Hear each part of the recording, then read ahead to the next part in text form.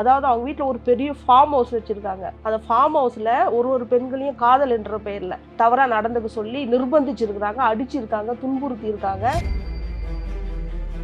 இந்த பெண்கள்கிட்ட அவங்க உல்லாசமாக இருக்கிறது அந்த பெண்களுக்கு தெரியாமல் வீடியோ எடுத்துருக்குறாங்க. 3 பேர் அதில் அதிமுக அமைச்சர்களுடைய நெருங்கிய உறவினர்கள், ஒரு அமைச்சரோட பையன் என்றும் சொல்லப்படுது. அப்போது இவங்க எல்லாரையுமே ப்ரொடெக்ட் பண்ணியிருக்காங்க. அவங்க போலீஸே என்ன பண்ணுது, யாருமே எங்களுக்கு கம்ப்ளைண்ட் ரிஜிஸ்டர் பண்ண வரல, அதனால தான் இந்த வழக்கு மெத்தனமாக இருக்குதுன்னு சொல்லி அசால்ட்டாக சொல்கிறாங்க. அவங்களும் ஒரு வீடியோவாக ரிலீஸ் பண்ணுறாங்க. இப்போ இந்த தண்டனையில் என்ன செக்ஷன் போட்டிருக்காங்கன்னா 376D, 376 கிளாஸ் 2, இதெல்லாம் கூட்டு பாலியல் வன்புணர்வு. இதில் தான் ஜட்ஜ்மெண்ட் கொடுத்துருக்காங்க. 9 பேருக்கு சாகும் வரை ஆயுள் தண்டனையும் 85 லட்சம் ரூபாய் அபராதமும். இது போன்ற ஆயுள் தண்டனை என்பது சாகும் வரை, அவன் இளமை காலம் முடிகிறவரில் அவன் ஜெயிலில் தான். மெயினாக அடித்து துன்புறுத்தணும், மெயினாக பாலியல் வன்புணர்வில் ஈடுபட்டவங்களுக்கும் தான் 4 ஆயுள் 5 ஆயுள் கொடுத்துருக்காங்க. பெனால்ட்டியும் இன்க்ரீஸ் பண்ணி கொடுத்துருக்குறாங்க. சிறைச்சாலைகளை நீங்கள் சிறைச்சாலைகளாக இருக்குது, உள்ளே போய் பார்த்தீங்கன்னா தான் தெரியும் அவனுக்கு என்னென்ன எல்லா சௌகரியம் வழங்கப்படுது. வெளியே சாப்பிட்ற எல்லா சுவையை மிகுந்த உணவும் அங்கே சாப்பிட்றான், கஞ்சா அடிக்கிறான், எல்லாமே இப்போ எல்லா பொறித்தனமும் பண்ணுறான். செல்ஃபோன் வச்சுருக்காங்க, எல்லா அயோக்கியத்தனமும் பண்ணுறாங்க. அந்த 20 பெண்கள் பிறர் சாட்சியமாக மாறவே இல்லை. கடைசி வரலும் அவங்க பேக் அடிக்காமல் முதல்ல ஆரம்ப நிலையிலிருந்து இறுதி வரை உறுதியாக இருந்த காரணத்தினால தான் அந்த பெண்களுக்கான நியாயம் கிடைச்சிருக்கு. இப்போ எடப்பாடி பழனிசாமி வாயை திறந்து இதை சொல்லுங்க பார்க்கலாம், இந்த தீர்ப்புக்கு கண்டனத்தை வரவேற்கிறேன்னு சொல்லுங்க பார்க்கலாம். அவங்க சொல்ல மாட்டாங்க. இவங்க நாடக காதல் பண்ணிட்டு இன்னொரு கும்பலை நோக்கி நீங்கள் நாடக காதல் பண்ணீங்க. அவங்க யாராவது உங்கள் பெண்களை கூட்டு பாலியல் வன்புணர்வு பண்ணாங்களா? முரட்டி பணம் பறிச்சாங்களா?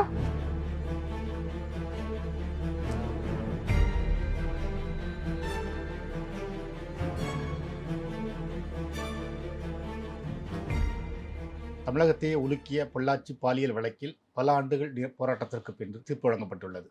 குற்றவாளிகள் 9 பேருக்கும் சாகும் வரை ஆயுள் தண்டனை வழங்கப்பட்டுள்ளது. இந்த தீர்ப்பு, இதன் பின்விளைவுகள் பற்றி பேச நம்முடன் இணைந்திருக்கிறார் வழக்கறிஞர் சவிதா முனுசாமி. இந்த தீர்ப்பை பற்றி நம்ம பார்க்கறதுக்கு முன்னாடி என்ன நடந்தது, இந்த வழக்கு கடந்து வந்த பாதை பற்றி கொஞ்சம். 2019 அதிமுக ஆட்சி காலத்தில், எடப்பாடி பழனிசாமி ஆட்சி காலத்தில் பொள்ளாச்சியில் ஒரு பண்ணை வீட்டில் ஒரு இளைஞன் ஒரு பொண்ணை பிளாக்மெயில் பண்ணியிருக்கான். ஒரு பெண் எல்லாம் பல பேர் பண்ணியிருக்காங்க. இது எப்படி இந்த வழக்கில் இவங்க சிக்கினாங்கன்னா, ஒரு பெண்ணை தொடர்ச்சியாக மெசேஜ் அனுப்பிச்சு உன்னுடைய நிர்வாண புகைப்படத்தை நான் வெளியிட்டுருவேன்னு சொல்லி அந்த பொண்ணுகிட்ட பணம் கேட்டிருக்காங்க. தொடர்ச்சியாக இது பண்ணலாம். அந்த பொண்ணு என்ன பண்ணியிருக்கு, பல பேர் இவங்க பண்ணியிருக்காங்க. ஆனால் ஒரு பொண்ணு மட்டும் என்ன பண்ணியிருக்குன்னா, போய் அவங்க அண்ணன் கையில் சொல்லியிருக்கு. சொன்ன உடனே அவங்க அண்ணனுக்கு சகோதரன் இல்லையா, ரொம்ப எந்த பெண்களும் வெளிப்படையாக போய் சொல்ல காணும், எல்லாரும் பயந்து வீட்டில் தெரியக்கூடாதுன்னு சொல்லிட்டு ஒரு பெண்ணு மட்டும் போய் அவங்க அண்ணன்கிட்ட சொல்லத்துக்குள்ள அவங்க அண்ணன் என்ன பண்ணியிருக்கு, இந்த பசங்களை வாட்ச் பண்ணி போயிட்டு இவங்களை ஃபுல்லாக ரவுண்ட் அப் பண்ணியிருக்கா. அப்படி ரவுண்ட் அப் பண்ணிட்டு அடித்து ஃபோட்டோ பிடிக்கி பார்க்கும்போது தான் பல பெண்களை இந்த மாதிரி பண்ணியிருக்காங்க. அதாவது அவங்க வீட்டில் ஒரு பெரிய ஃபார்ம் ஹவுஸ் வச்சுருக்காங்க. அந்த ஃபார்ம் ஹவுஸில் ஒரு பெண்களையும் காதல் என்ற பெயரில், லவ் பண்ணுறன்ற பெயரில் கூட்டுன்னு போயிட்டு அந்த பெண்களுடைய உல்லாசமாக இருக்குது, அந்த பெண்களுடைய இசைவோட பண்ணிட்டு அப்புறமா ஃப்ரெண்டுங்களுக்கு அந்த பெண்களை தவறாக நடந்துக்க சொல்லி நிர்பந்திச்சிருக்கிறாங்க, அடிச்சிருக்காங்க, துன்புறுத்தி இருக்காங்க. அதையும் மீறி கொஞ்சம் வசதியாக பொருளாதார பின்புலம் உள்ள பெண்கள்கிட்ட இருந்து தொடர்ச்சியாக பணம் வசூல் பண்ணியிருக்காங்க. மிரட்டி பிளாக்மெயில் பண்ணி உங்களுடைய படத்தை வெளியிட்டுருவேன் அப்படின்னு சொல்லிட்டு, அதாவது இந்த பெண்கள்கிட்ட அவங்க உல்லாசமாக இருக்கிறது அந்த பெண்களுக்கு தெரியாமல் வீடியோ எடுத்துருக்குறாங்க. அப்படி இருந்தால் தானே தொடர்ச்சியாக அந்த பெண்களை வர வைக்க முடியும், தன்னுடைய இச்சைக்கு அந்த பெண்களை உட்படுத்த முடியும்னு தொடர்ச்சியாக அது மாதிரி பண்ணுறதோ இல்லாமல் தன்னுடைய நண்பர்களுக்கும் அந்த பெண்களை விருந்தாக்கியிருக்காங்க. இது மாதிரி தொடர்ச்சியாக பண்ணுறதுல எல்லாத்தையும் அந்த பையன், அவங்க அந்த பாதிக்கப்பட்ட விக்டிமோட அண்ணன் பார்த்துட்டதுனால இது வெளியே தெரிய வருது. இது ஊடக செய்தியாக மாறி அப்புறமா இதில் போலீஸ் இன்வால்வ் ஆகிட்டு கம்ப்ளைண்ட் ரிஜிஸ்டர் பண்ண முன் வரல. அப்போ நீங்கள் பார்த்தீங்கன்னா 2019 நம்மளுக்கு பெரிய ஷாக்கிங்காக இருந்துச்சு. காவல்துறை தரப்புல இருந்து எந்த விதத்துலையும் இந்த வழக்கு சம்மந்தமாக ஒருத்தரையும் அரெஸ்ட் பண்ணல. எப்படின்னு பார்த்தீங்கன்னா, அதில் எல்லாருமே ஒரு 3 பேர் அதில் அதிமுக அமைச்சர்களுடைய நெருங்கிய உறவினர்கள், மகன்களுடைய நெருங்கிய உறவினர்கள், ஒரு அமைச்சரோட பையன் என்றும் சொல்லப்படுது. அப்போது இவங்க எல்லாரையுமே ப்ரொடெக்ட் பண்ணியிருக்காங்க. அவங்க நாங்கள் அரசியல் செல்வாக்கு இருக்கிறோம், ரூலிங் பார்ட்டி, நாங்கள் ஆளுங்கட்சி, எங்களை மீறி ஒன்றும் பண்ண முடியாதுன்னு சொல்லிட்டு போலீஸே வந்து என்ன பண்ணுது, யாருமே எங்களுக்கு கம்ப்ளைண்ட் ரிஜிஸ்டர் பண்ண வரல, அதனால தான் இந்த வழக்கு மெத்தனமாக இருக்குன்னு சொல்லி அசால்ட்டாக சொல்கிறாங்க. அவங்களும் ஒரு ஒரு வீடியோவாக ரிலீஸ் பண்ணுறாங்க. எது ரிலீஸ்மா சோஷியல் மீடியாவில் ஒருத்த வந்து பகிரங்கமாக பெண்கள் வந்து நிறைய பேர் விக்டிம்ஸ் எல்லாம் ஒவ்வொருத்தராக புகார் கொடுக்க வருவாங்கன்னு பயந்து, அந்த திருநாவுக்கரசுன்னு நினைக்கிறேன் அந்த நபர் வந்து ஒரு வீடியோ வந்து ரிலீஸ் பண்ணுறாங்க. அந்த வீடியோ தான் எல்லாருமே பார்த்துருப்பாங்க. அண்ணா அண்ணா அடிக்காதீங்க அண்ணா, தமிழ்நாட்டையே உழுக்குனது அந்த வாய்ஸ், அண்ணா அண்ணா அடிக்காதீங்கண்ணா நான் கழட்டிடுறேன் அப்படின்னு சொல்கிற அந்த வீடியோ வந்து அவன் எதுக்கு வெளியிட்டாங்கன்னா, இது காவல்துறை விசாரணையில் இருக்கும் போதே இது வெளியிடப்படுது. அப்போ வெளியிட்ட உடனே மிச்ச பெண்கள்லாம் ஐயோ நம்ம வீடியோலாம் வந்துருமே, நம்ம குடும்பமான என்ன ஆகுறதுன்னு சொல்லிட்டு எல்லா பெண்களும் மேற்கொண்டு புகார் கொடுக்கறதுக்கு வரக்கூடாது அப்படின்றது சைக்காலஜிக்கலாக மிரட்டுறதுக்குன்னே அந்த பையன் அப்ஸ்கண்ட் ஆகிட்டு, அந்த திருநாவுக்கரசுன்ற பையன் அப்ஸ்கண்ட் ஆகிட்டு இதை வெளியிட்டிருக்கான். அப்புறமா தான் இது ஒவ்வொரு வழக்காக வந்து இது சிபிஐ, மாதர் சங்கம், கம்யூனிஸ்ட் கட்சிகள், இன்ன பிற ஜனநாயக அமைப்புகள்லாம் போராட்டங்கள் முன்னெடுத்தவுடன் இதை வந்து சிபிஐ வசம் ஒப்படைக்கணும்னு சொல்லிட்டு சிபிஐ என்கொயரி வைக்கிறாங்க. சிபிஐ என்கொயரி வைக்கும் போது தான் இப்போ 1500 பக்கம் குற்றப்பத்திரிகை இன்னைக்கு தாக்கல் செய்யப்பட்டு கோவையில் மகிழா நீதிமன்றத்தில் வந்து இந்த தண்டனையை உறுதி செஞ்சுருக்காங்க. 9 பேருக்கு சாகும் வரை ஆயுள் தண்டனையும் 85 லட்சம் ரூபாய் அபராதமும். இந்த தீர்ப்பை நீங்கள் எப்படி பார்க்குறீங்க? மகிழ்ச்சியை வரவேற்கக்கூடிய ஒரு தீர்ப்பு தான். எல்லாரும் இந்த தீர்ப்பு மிகவும் குறைவு சோஷியல் மீடியாவில் இன்னைக்கு எழுப்பிட்டு இருக்காங்க. இவங்களுக்கே உடனே மரண தண்டனை விதிக்கல, இவங்க தான் உறுதி செஞ்சாச்சு. மரண தண்டனை வச்சு அவங்க உடனே இறந்துடுவாங்க. இது போன்ற ஆயுள் தண்டனை என்பது சாகும் வரை, அவன் இளமை காலம் முடிகிற வரையிலும் அவன் ஜெயிலில் தான், முழுக்க முழுக்க அவன் சாகிற வரையிலும் ஜெயிலில் தான் இருக்கணும் அப்படின்றது வந்து இதுதான் சரியான தண்டனை நான் நினைக்கிறேன். இசையமைப்பாளர் ஜேம்ஸ் வசந்தம் கூட அடியிருக்கார். ஆயுள் தண்டனை விதிச்சிருக்காங்க. நாளைக்கு வந்து அண்ணாவோட பிறந்தநாள் அல்லது இன்னொரு தலைவரோட பிறந்தநாள்னு சொல்லி, ஏன்னா இவங்க ஒரு அரசியல் கட்சி சார்ந்தவங்களா இருக்காங்க. ஸோ அந்த அரசியல் கட்சி ஆட்சிக்கு வரும்போது இவங்களை விடுதலை பண்ண வாய்ப்பு இருக்கு. தருமபுரி உச்சரிப்பு வழக்கு வந்து தமிழ்நாட்டையே ஒழுக்கின ஒரு வழக்கு. இது ஒரு 3 பேர் அப்படியே உயிரோடி கொண்டுட்டாங்க வந்து. ஆனால் அவங்களே விடுதலை பண்ணிட்டாங்க. நாளைக்கு இவங்களுக்கு அது நடக்காது அப்படிங்கிறது என்ன நிச்சயம்? ஆமாம், இதுக்கான வாய்ப்புகள் இருக்கு. ஏன்னா மேலவளவு முருகேசன் படுகொலை செய்யப்பட்டாங்கல்ல, ஓட வெட்டி படுகொலை, பேருந்தில் படுகொலை செய்யப்பட்ட மேலவளவு முருகேசனை கூட இந்த எடப்பாடி பழனிசாமி ஆட்சி காலத்தில் அவங்களெல்லாம் விடுதலை பண்ணியிருக்காங்க. இப்போ எடப்பாடி பழனிசாமி வாயை திறந்து இதை சொல்ல சொல்லுங்க பார்க்கலாம், இந்த தீர்ப்புக்கு கண்டனத்தை வரவேற்கிறேன்னு சொல்ல சொல்லுங்க பார்க்கலாம். அவங்க வந்து சொல்ல மாட்டாங்க. குற்றவாளியா பார்க்காம அந்த குற்றவாளிக்கு சாதிய பின்புலத்தில் உள்ளவங்க சப்போர்ட் பண்றாங்க. இவங்க நாடக காதல்னு அரசியல் பண்ற இந்த கும்பல் என்ன பண்ணியிருக்காங்க, தன்னுடைய சொந்த சமூக பெண்களையே மிரட்டி பணம் வசூலிச்சு பாலியல் வன்புணர்வு பண்ணு, கூட்டு பாலியல் வன்புணர்வு. இப்போ இந்த தண்டனையில் என்ன செக்ஷன் போட்டிருக்காங்கன்னா 376D, 376 கிளாஸ் 2, இதெல்லாம் கூட்டு பாலியல் வன்புணர்வு. இதில் தான் ஜட்ஜ்மெண்ட் கொடுத்துருக்காங்க. பாதிக்கப்படுறது பெண்கள் எந்த இனமானாலும் அதில் குரல் கொடுக்கணும். இந்த பெண்கள்லாம் இப்போ குரல் கொடுப்பாங்களா? அந்த சுவிதா யுவராஜ் கவுண்டர்லாம் இன்னைக்கு பேச சொல்லுங்க பார்க்கலாம்.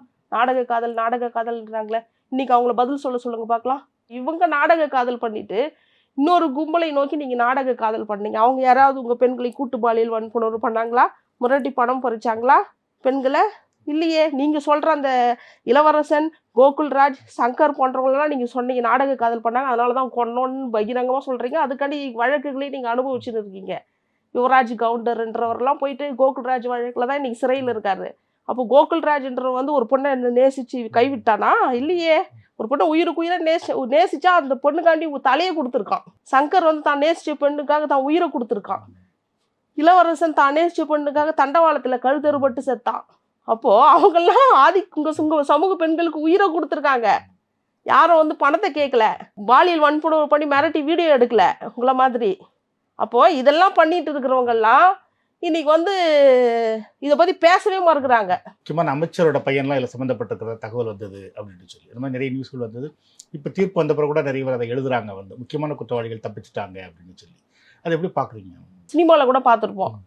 இப்போது யாராவது ஒரு மிராசுதாரன்னு வச்சிங்களேன், அவங்க பண்ணையில் வேலை செய்கிற ஒரு பெண்ணை வந்து காம இச்சையில் வந்து அந்த பெண்ணை வேலை செய்யும் போது பாலியல் பலாத்காரம் பண்ணி வன்புணர்வு பண்ணி கொன்றுவாங்க.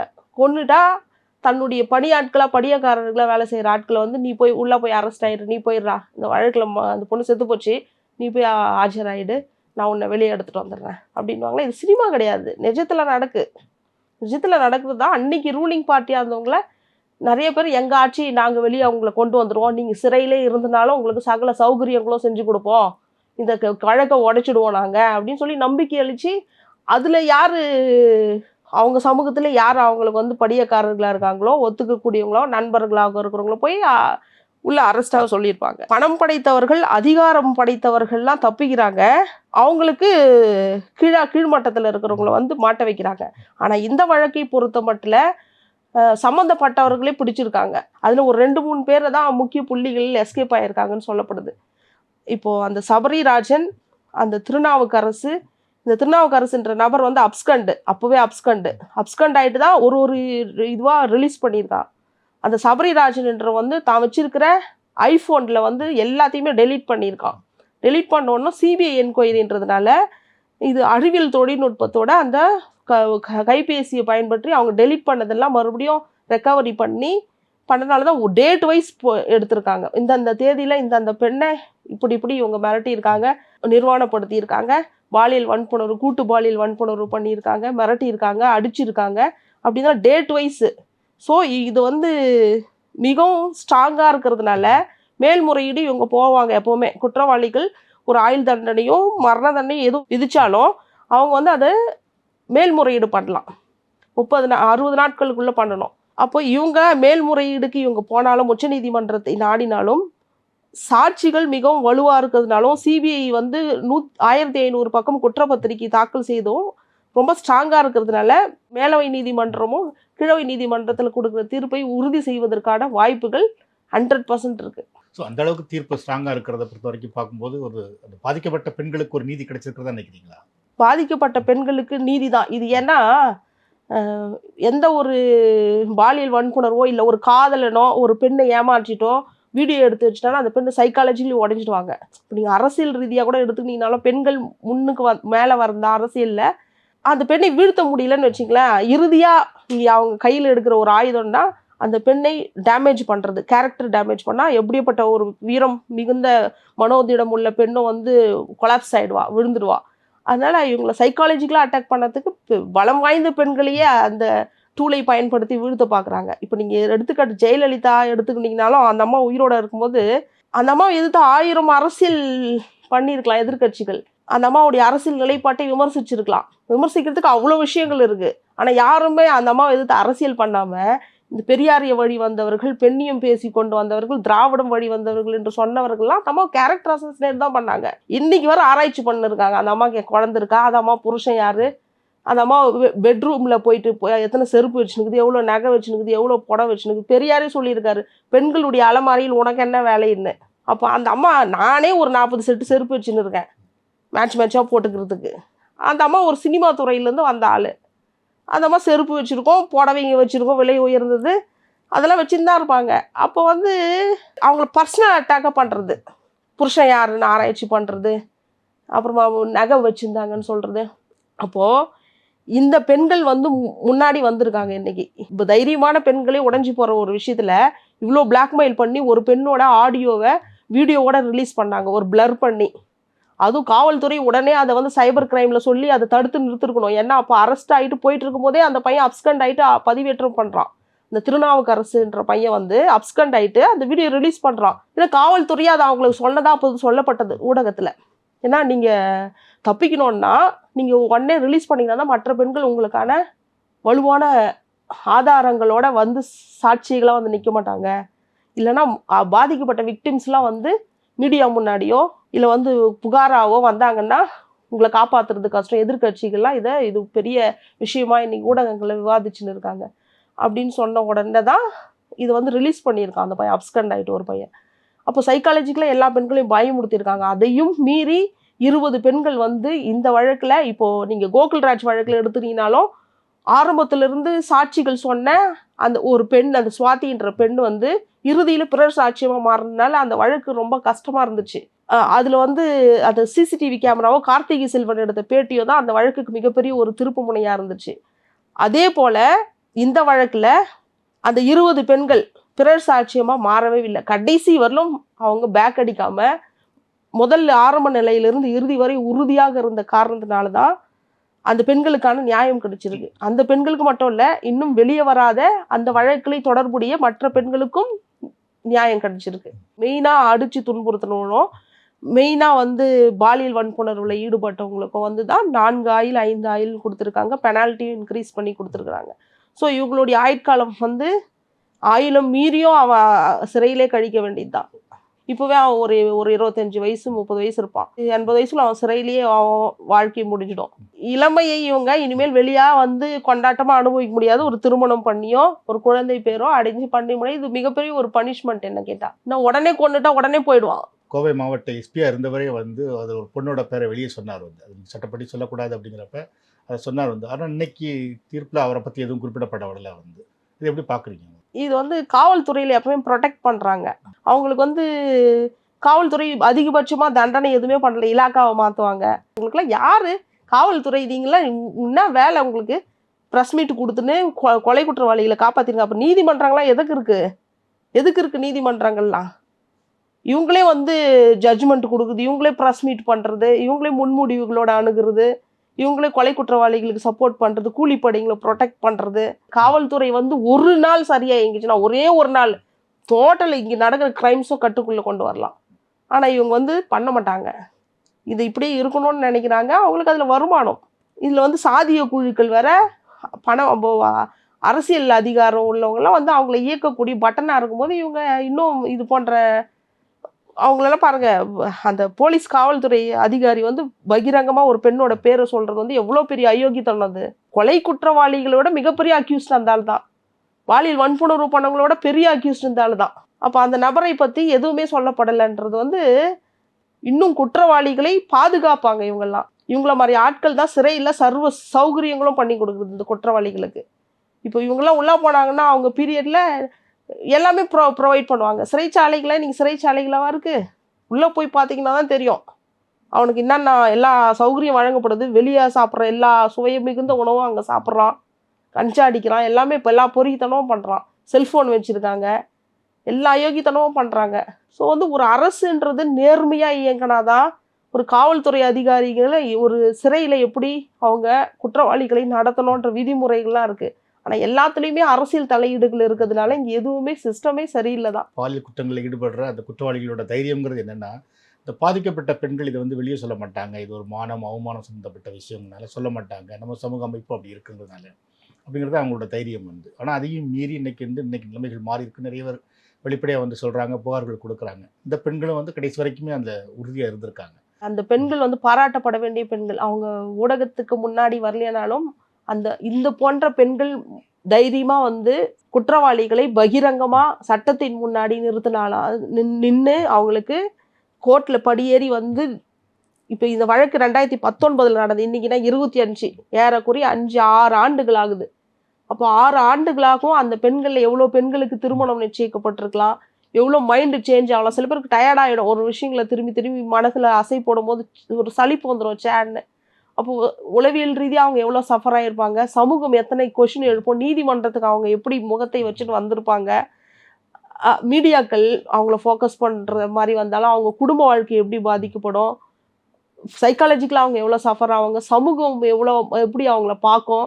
இது எல்லாம் கடந்து குற்றவாளிகள் தண்டிக்கப்படணும்னு சொல்லிட்டு அந்த பெண்கள் கடைசி வரை இறுதியாக இருந்தது. அது மிகவும் பாராட்டுக்குரிய விஷயம். இந்த மாதிரி நிறைய எல்லா பெண்களும் வந்து யாரெல்லாம் சஃபர் ஆகுறாங்களோ பகிரங்கமாக முன் வந்து கம்ப்ளைண்ட் கொடுக்குறது, அதுக்கு ஜஸ்டிஸ் நம்மளுக்கு கிடைக்குதோ. ஏன்னா இந்த சமூகம் அந்த மாதிரி அவங்கள நம்ப வச்சிருக்கு.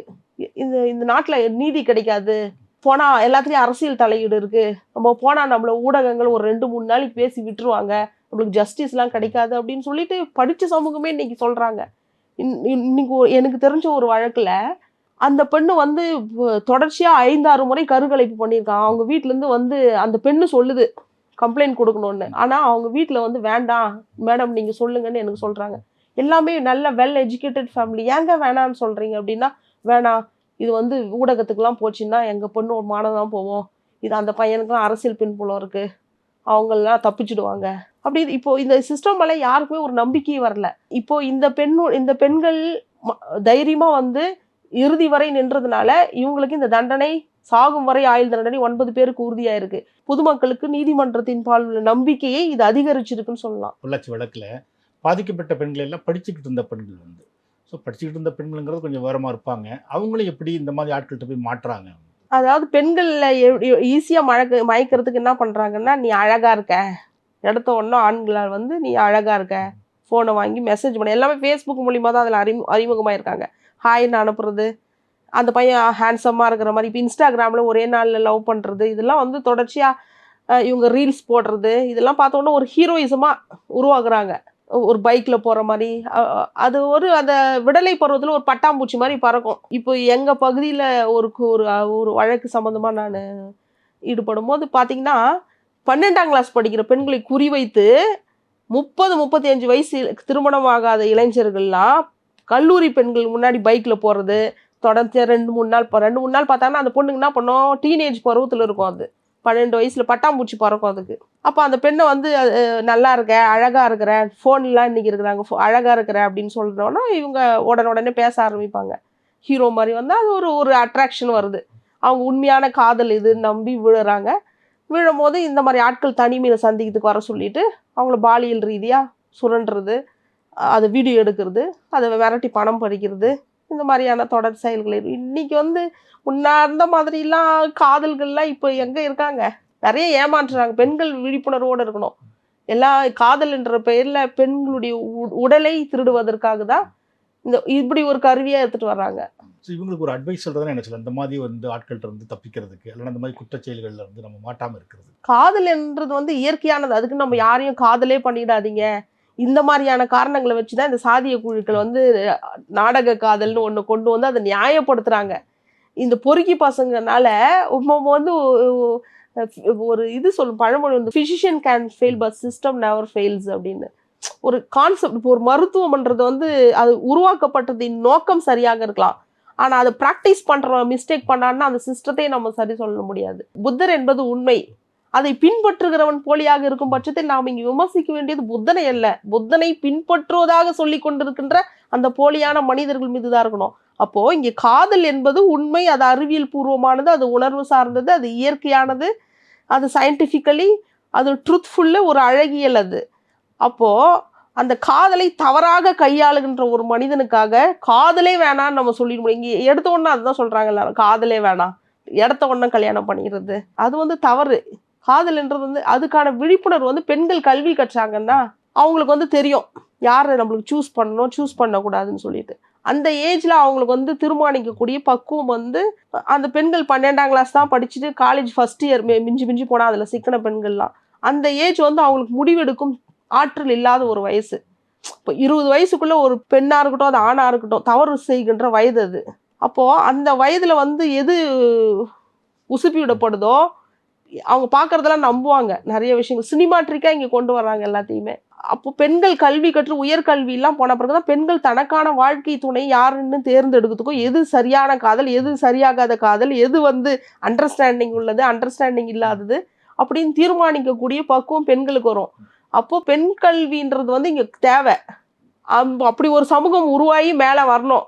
அதே சமூகம் 12ஆம் கிளாஸ் ஸ்டாப் பண்ணி கல்யாணம் ஆகிட்டு வீட்டிலேயே வளர்க்கப்பட்டனால அவங்க வந்து அவங்க குழந்தைங்களுக்கு 12ஆம் கிளாஸ்க்குள்ளே கல்யாணம் பண்ணிடுறாங்க. அந்த பெண்கள்லாம் கல்வி கற்று கல்லூரி வரை போய் அரசு அதிகாரிகளாக இருந்தாலும் அவங்க பெண்களை படிக்க வைப்பாங்க. அப்போ அந்த பெண்கள் உயர்கல்வி வரை போகும்போது ஒரு பெண் MBBS படிக்குதுன்னா, ஒரு டாக்டர் படிக்குதோ, ஒரு என்ஜினியரிங் படிக்குதோன்னா அதுக்கான தன்னுடைய வாழ்க்கை இணையரை தேர்ந்தெடுக்கக்கூடிய பக்குவமும் வயதும் அந்த பெண்ணுக்கு வரும்போது அது சரியான முடிவுகளை எடுக்கும். 12ஆம் கிளாஸ் காலேஜ் ஃபர்ஸ்ட் இயர்னும் போது அந்த பெண்களுக்கு முடிவெடுக்கும் ஆற்றல் கிடையாது. அதனால நம்ம காதலே தப்புன்னு சொல்லிடவும் முடியாது. நன்றி.